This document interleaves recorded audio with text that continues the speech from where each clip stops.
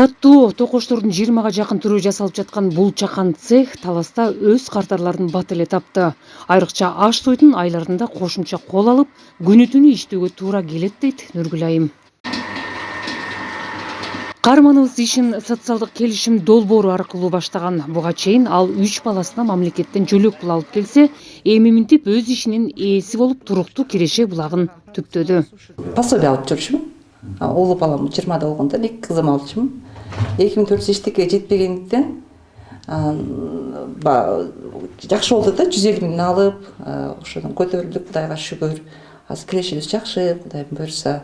Ушу 150 миң алгандан кийин ушундай трубочканын төлөөнүн аппараттарын алдым. Ага чейин берки миксерлерди алгам, тиги миксерлерди алгам. Духовка алдым. Камыр жургуч аппараттарды, тортко турган аппараттарды алдым. Кирешибиз өзгө таза калганы 45-50 миңден калып атат, Кудайга шүгүр. Ортосун аренданы беребиз, свет акчасын төлөйбүз дегендей. Кудайга шүгүр. 2025-жылы Талас облусу боюнча 1000ге жакын үй бүлө социалдык келишим долбооруна катышкан. Алардын ар бири 150 миң сомдон колдоо таап, чакан ишкерликке киришкен. 25-жылы Талас район шаар боюнча жалпы 217 жараныбыз социалдык келишим алган.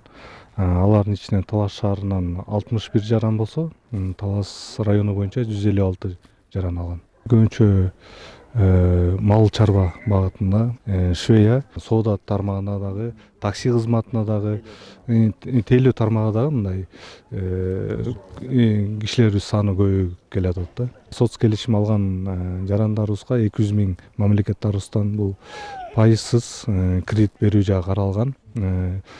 Атап кетсек, быйыл ошо квота бөлүнүп 15 жаран алды, быйылкы эми ошо 200 миңден. Белгилей кетсек, 3 жыл ичинде Талас облусу боюнча социалдык келишим долбооруна катышкандардын саны 3000ге жетти. Салика Сариева, Эркин Жумабекова, Талас облусу.